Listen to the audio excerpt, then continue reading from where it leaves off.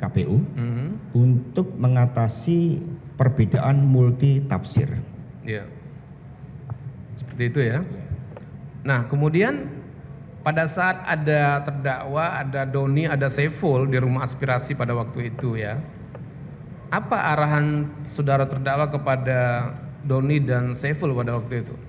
Ya, ketika Saiful bergabung, saudara Doni cerita bahwa saya mengundang Saiful, dia menawarkan diri untuk membantu-bantu. Ya. Ya, kemudian setelah konsepnya selesai saya menyatakan laksanakan keputusan partai. Hanya itu saja. Ya, apakah saudara terdakwa ada mengarahkan kepada Doni dan Saiful untuk tetap mengupayakan supaya keputusan partai ini bisa tetap terlaksana seperti itu? Betul, karena Betul, itulah ya? standing position dari partai. Dari partai. Legal position dari partai. Baik. Nah, kemarin kan Doni mengatakan Saiful Bahri itu yang datang meminta untuk membantu. Nah, tetapi Saiful Bahri menyatakan bahwasanya dia yang diminta Doni untuk membantu, kan seperti itu ya. Nah, kemudian akhirnya bertemu dengan terdakwa di rumah aspirasi, kan seperti itu. Nah, artinya Saiful Bahri setelah rapat pleno KPU yang menetapkan Rizky Aprilia sebagai caleg terpilih itu sudah ikut untuk membantu mengurus terkait dengan Harun Masiku, kan seperti itu ya. Benar ya, sudah terdakwa?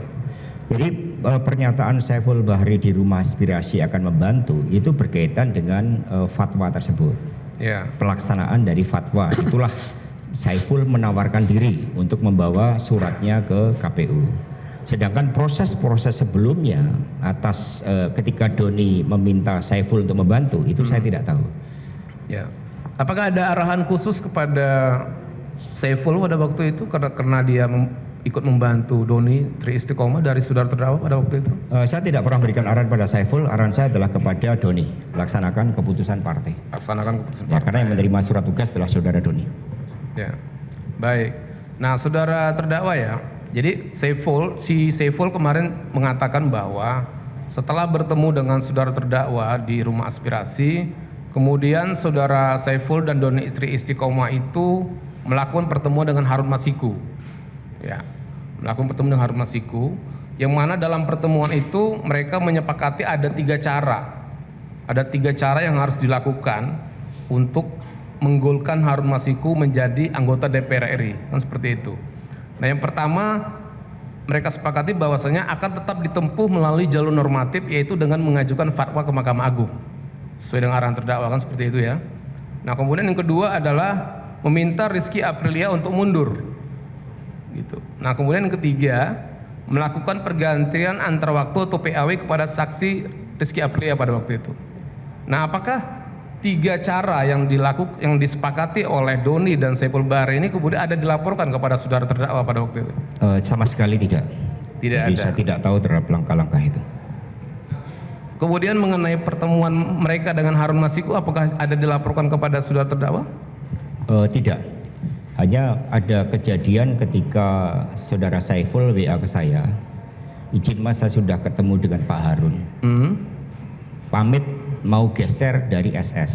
Ya. Jadi pamit mau geser seperti itu. Jadi di situ WA yang saya terima. Tetapi pertemuan-pertemuan di mana, kapan dan siapa saja saya tidak tahu.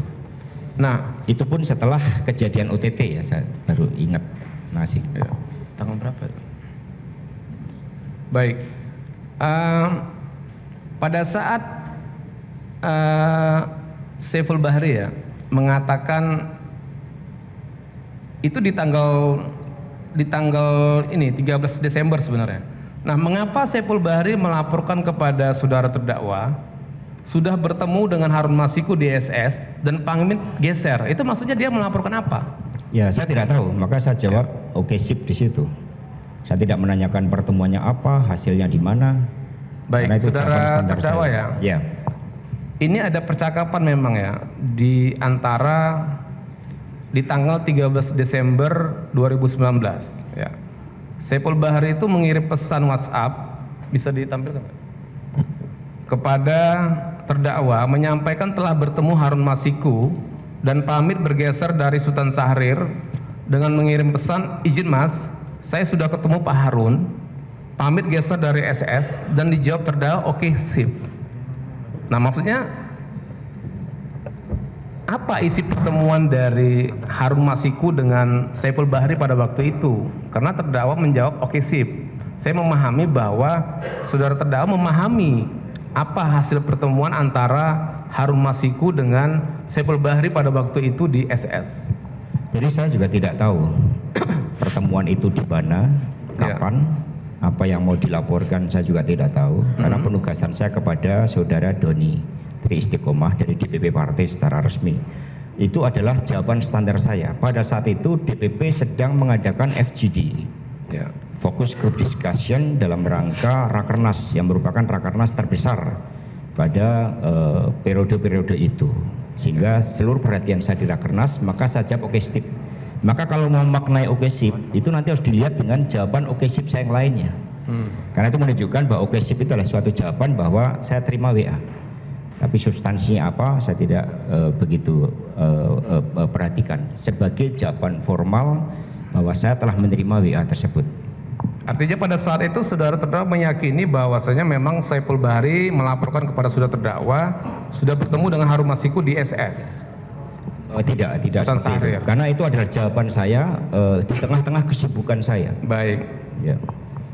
Saudara terdakwa itu kan ada nomor HP ya. Di situ atas nama Saiful, ya, Saiful Bahri ditulis Saiful. Itu nomor HP-nya 0812 998 06 9999. Nah, kemudian ada nomor atas nama Mas Hasto New, nomor telepon 0811 19 29 889. Ini percakapan pada tanggal 3 Desember 2019 sekitar pukul 14.01.53 sampai dengan pukul 14.56. Ya, seperti itu ya. Nah, apakah itu benar nomor saudara terdakwa? Oh, betul. Betul ya? Betul. Itu di HP apa nomor itu? Maksudnya? Jenis HP-nya apa? Lupa saya. Hah? Saya lupa kalau enggak. Ini nomor lama ini saudara terdakwa ya? Maksudnya mungkin ini nomor HP-nya iPhone kalau tidak salah ya. iPhone berapa pada waktu itu? Saya tidak tahu. Nah, nomor ini masih dipakai nggak saudara terdakwa? Tidak. Tidak ya. iPhone-nya di mana sekarang? Bagaimana? iPhone-nya di mana itu sekarang? Kan seluruh handphone yang saya pakai itu dari saya itu apakah saya beli sendiri atau apa saya lupa. Ya handphonenya sekarang udah tidak ada lagi di situ. Ya maksudnya tidak ada itu dijual. Saya kasih ke orang. Saudara ya, kasih. Biasa handphone yang udah dipakai kalau serinya itu apa? Seri udah lewat itu dikasih sekretariat kemudian dipakai yang lain. Kalau nomornya ini masih dipakai? Tidak ya. Jadi ini benar nomor saudara terdakwa ya? Betul. Betul ya. Oke. Nanti kita sebenarnya ada urutan lagi di bawahnya. Ya, tapi saya kembali dulu seperti yang tadi ya. Baik.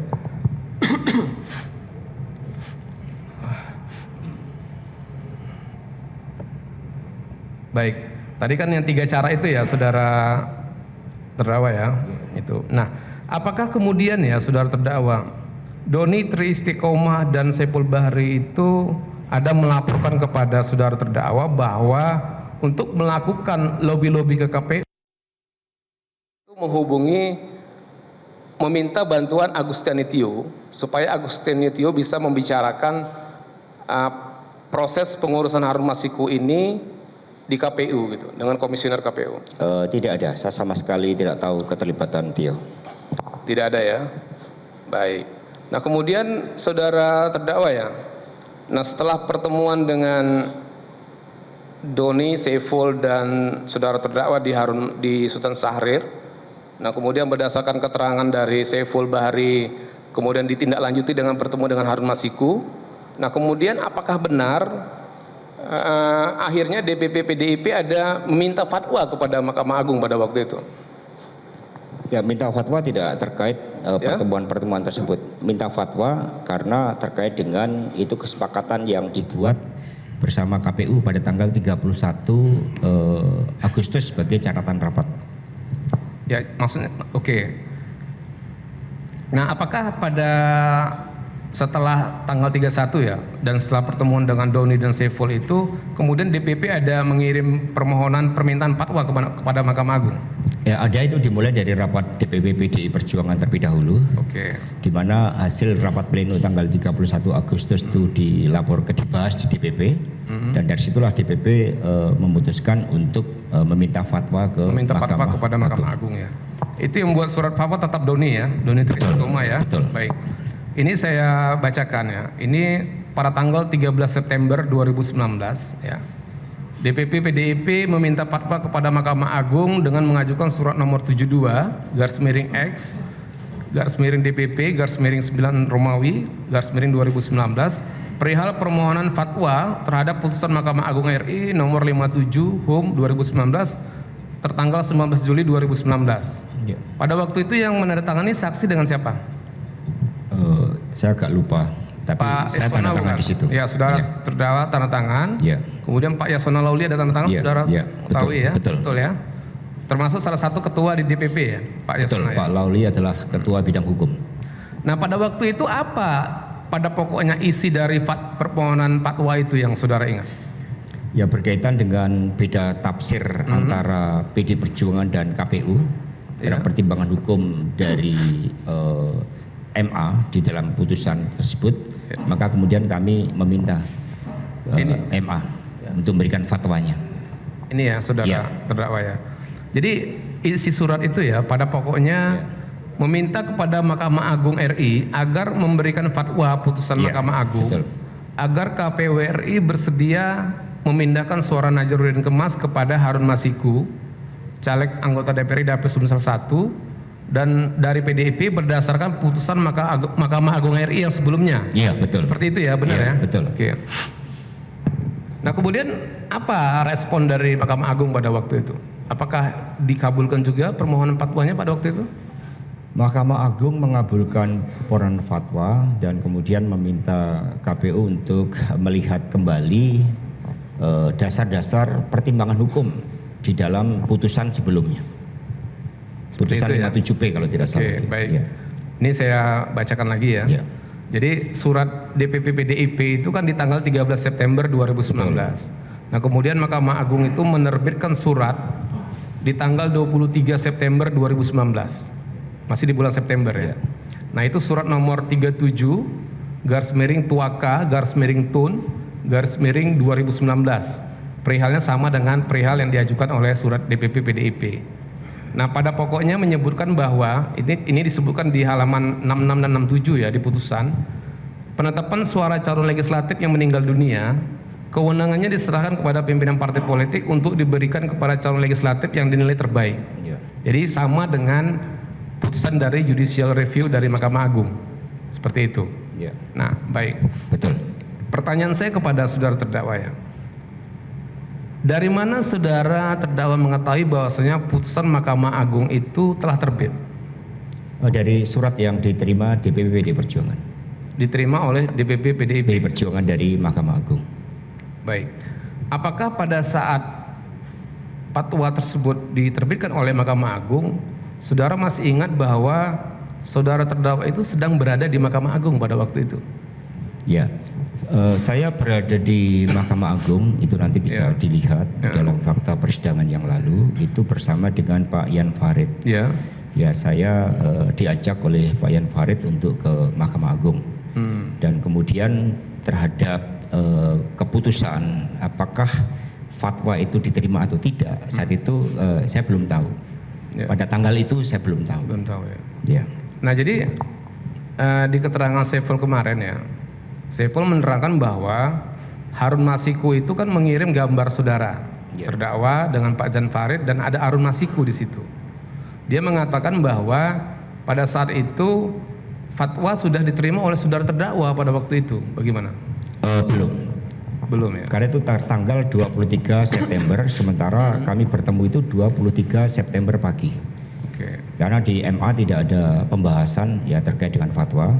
Saya mendampingi Pak Yan Farid dan kemudian yang saya sampaikan adalah mengapresiasi ya kerja dari MA karena sebelumnya itu ada begitu banyak tunggakan perkara, Ya. kemudian di bawah kepemimpinan Ketua MA saat itu tidak ada. Baik. Berarti pada waktu itu ketemu Ketua MA ya? Iya betul. Benar ya. Nah, pertanyaan saya kepada saudara terdakwa ya. Kenapa pada saat itu Harun Masiku bisa ikut di pertemuan itu? Ya, itu Bagaimana saya tidak- ceritanya Harun Masiku Ya. bisa ikut? Bisa Jadi dijelaskan? izin seperti itu. Saya sehari sebelumnya kalau tidak salah itu diajak Pak Yan Farid mau ke MA. Karena Pak Yan Farid adalah sebagai staf ahlinya Pak Lauli. Nah kemudian saya diajak, ya saya bergabung. Kami satu mobil berdua menggunakan mobilnya Pak Yan Farid. Ini ya, saudara Ya. terdakwa ya. Oke. Ketika kami sampai di sana, kemudian di ruang tunggu, di situ ada Pak Harun Masiku. Jadi di ruang tunggu. Jadi ini ada Ketua KMMA yang menghadap ke Monas, ada ruang tunggu. Saya bersama Pak Yan Farid. Di situ sudah ada Pak Harun Masiku. Nah, kemudian apa pembicaraan saudara terdakwa dengan Harun Masiku sehingga Harun Masiku itu dibawa masuk ke ruangan gitu? Ya saat itu ada pembicaraan dengan Pak Yan Farid. Saya tidak tahu apa yang dibahas. Ya. Nah kemudian ke ruangan. Kemudian ketika Pak Yan Farid sudah menyampaikan maksud dan tujuannya bertemu, saudara Harun Masiku keluar dari ruang pertemuan itu. Baik. Artinya Jadi pertemuan saya sendiri tidak berbicara apa-apa dengan saudara Harun Masiku. tapi Hanya say hello. gambar itu benar ya, ada saudara Betul, Pak Jan Farid dan betul. Harun Masiku ya. Betul. Seperti itu, baik. Nah, kemudian ya saudara terdakwa ya. Masih di bulan September ya, itu di tanggal 24 September 2019 ya. Itu Saiful Bahri menghubungi Agustiani Tio ya.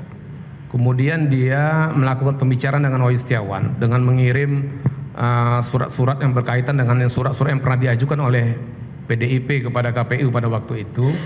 Kemudian Wahyu Setiawan itu menjawab siap mainkan, kan seperti itu ya. Kan saudara mendengar sendiri kan keterangan saksi pada waktu itu. Nah, apakah terkait dengan Wahyu Setiawan yang sudah bersedia membantu Saiful Bahri dan Tio pada waktu itu untuk dalam proses pengurusan Harun Masiku itu dilaporkan kepada saudara terdakwa bahwasanya itu pembicaraan proses pembantu itu dilakukan dengan Wahyu Setiawan pada waktu itu? Ada nggak Tidak, dilaporkan? sama sekali tidak. Tidak ada ya. Tidak ada. Baik. Kemudian ya, ini masih di September, saudara terdakwa. Apakah saudara terdakwa ya mengetahui? Jadi setelah ketemu Wahyu, ya, kemudian saudara Saiful dan saudara Doni ini berusaha untuk meminta supaya Rizky Aprilia itu mundur. Jadi sesuai dengan rencana mereka yang kedua.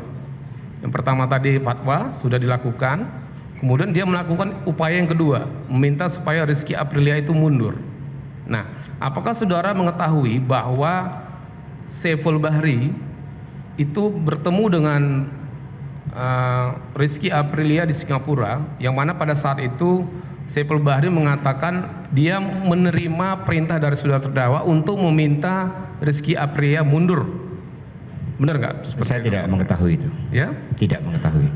Tidak mengetahui. Tidak mengetahui. Tidak mengetahui. Nah, kemudian apakah Doni tidak ada melaporkan kepada saudara terdakwa bahwasanya dia juga mengetahui bahwasanya Saiful Bahri dia minta ke Singapura untuk meminta Rizky Aprilia mundur?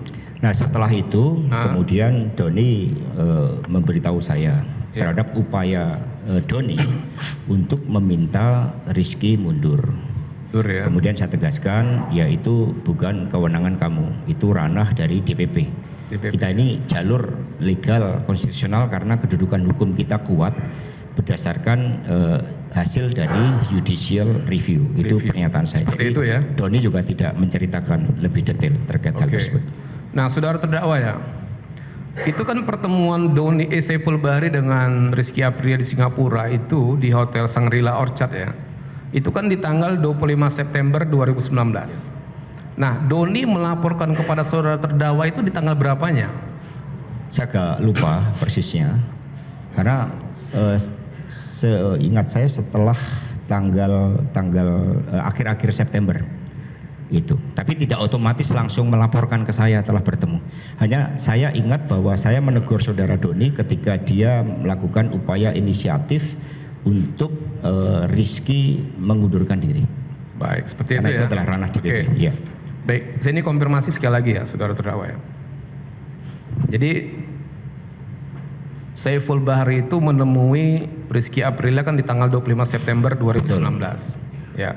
Pada saat itu saudara mengatakan tidak mengetahui ya? Iya. Tidak. Nah, apakah setelah tanggal 25 Doni atau Saiful Bahri ada melaporkan kepada saudara terdakwa sudah berusaha meminta Rizky Aprilia untuk mundur pada saat bertemu di Singapura? Itu Doni menceritakan kepada saya bahwa dia mengupayakan Rizky untuk mundur. Ya, itu di kapan? Iya, itu ya sekitar setelah pertemuan dari Rizky itu. Oke. Kalau melihat keterangan saudara Doni, kemudian saya menjawab itu bukan kewenangan kamu.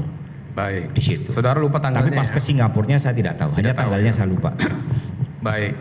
Nah, kemudian ya, saudara terdakwa ya, apakah saudara ada menandatangani surat ya? Surat ini tertanggal 26 September 2019. Berangkatnya 25, suratnya di tanggal 26. Jadi 1 hari setelah dari Singapura. Perihal undangan konsolidasi kepada Rizky Aprilia, benar? Oh, betul. Betul ya. Dan itu ya? tidak ada kaitan dengan Singapura karena kita nggak tahu apa yang terjadi di Singapura. Ya. Jadi kami mengundang dengan yang mengundang adalah Pak Komarudin selaku Ketua DPP Bidang Kehormatan dan saya selaku Sekjen. Pertemuan itu direncanakan tanggal berapa? Ya ketika surat itu. Ya, suratnya kan tertanggal 26. Ya tanggal 26 itu. Pertemuannya di tanggal berapa? Tanggal 27 kalau tidak salah. 27. Berarti Ya. kan besoknya ya? Iya. Besoknya. Nah, itu kan perihalnya kan konsolidasi itu. Yang diundang hanya Rizky Aprilia. Tidak ada caleg yang lain atau anggota kader yang lain. Nah, maksud konsolidasi ini ingin membahas apa sebenarnya pada waktu itu saudara terdakwa dengan Rizky Aprilia pada waktu itu?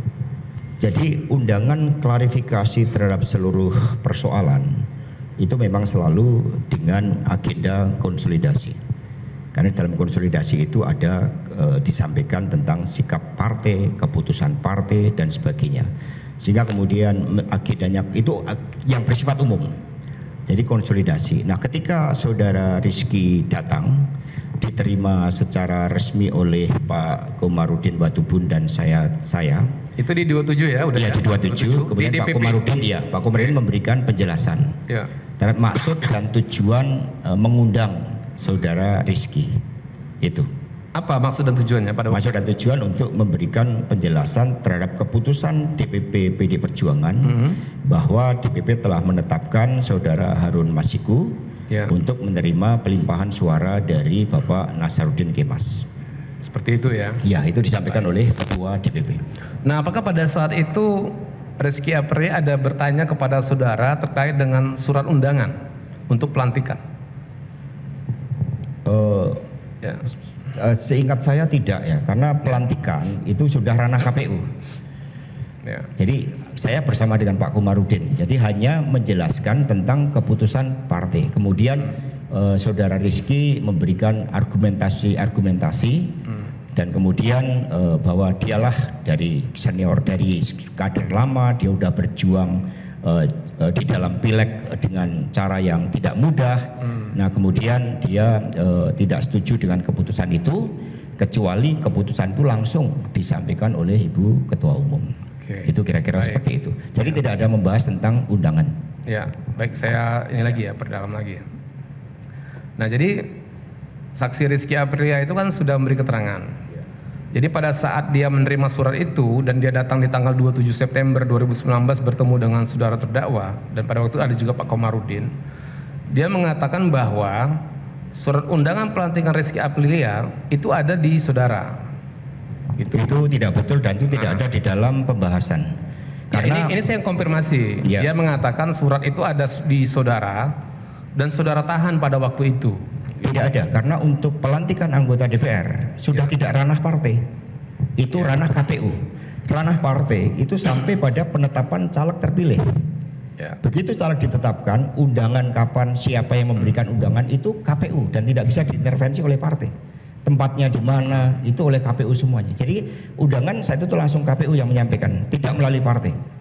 Baik, berarti saudara tidak ada menahan surat undangan Rizky Aprilia pada waktu itu ya? Tidak ada, dan Sesuai itu dengan tidak ada di saudara ya? pembahasan itu. Jadi ini berbeda dengan keterangan dari saksi Rizky Aprilia. Iya betul, karena Baik. fakta yang sebenarnya adalah KPU lah Ya. yang memiliki kewenangan untuk mengundang, mengirimkan undangan langsung kepada anggota DPR RI terpilih, tidak melalui partai politik.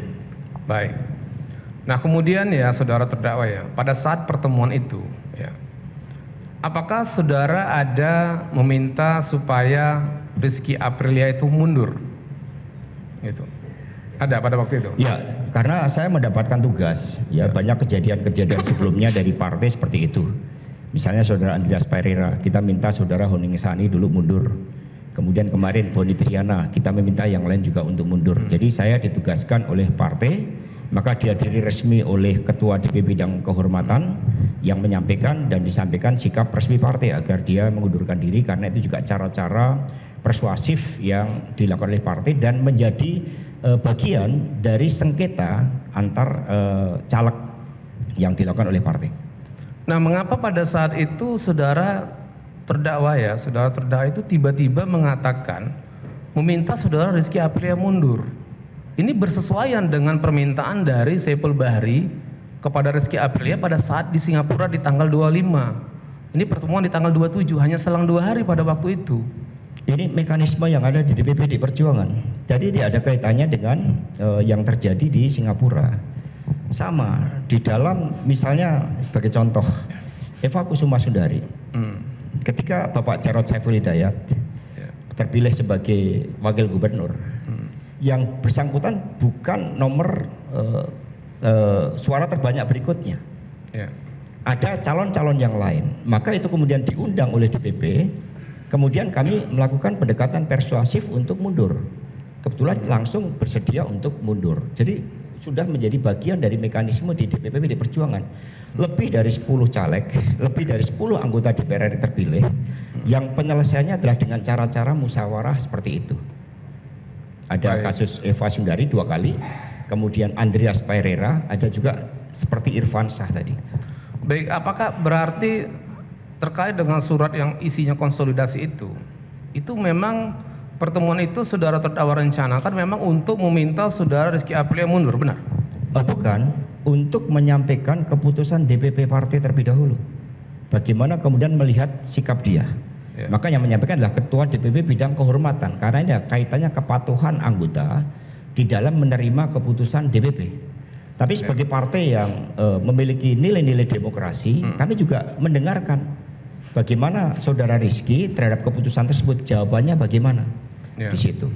Nah kemudian setelah saudara Rizky memberikan jawaban menolak untuk mundur, kami mendapatkan informasi bahwa saudara Rizky ini juga memiliki keterkaitan dengan salah satu senior partai yang lain. Di situ itu Pak Komarudin Watubun yang menyampaikan, sehingga akhirnya saudara Rizky tetap dilantik sebagai anggota DPR RI. Oke, baik. Saya lanjut yang pertemuan ya. Baik, jadi saudara terdakwa meminta Rizky mundur pada waktu itu. Nah, respon Rizky pada waktu itu kan menolak ya. Ya. Nah, kemudian pada saat Rizky Aprilia menolak ya, apa yang saudara sampaikan pada Rizky pada waktu itu? Ya, apakah terjadi perdebatan pada waktu antara saudara terdakwa dengan saudara Rizky? Saya menjelaskan terkait dengan mekanisme partai, bahwa ketika partai sudah mengambil keputusan, itu bersama dengan Pak Komarudin sebagai saksi, maka setiap anggota partai wajib mengikuti keputusan partai tersebut. Kemudian terjadi perdebatan, kemudian yang bersangkutan meminta bahwa kecuali diberikan langsung oleh Ketua Umum. Nah setelah itu ada kronologis yang lain. Pak Komarudin menyatakan bahwa saudara Rizky ini juga memiliki rekam jejak historis yang panjang dari mertuanya kalau tidak salah seperti itu, sehingga akhirnya permintaan untuk mundur yang dibahas sebagai kelanjutan dari penugasan DPP tersebut kemudian tetap membiarkan saudara Rizky tetap menjadi anggota DPR RI. Jelajahi cara baru mendapatkan informasi. Download Metro TV Extend sekarang.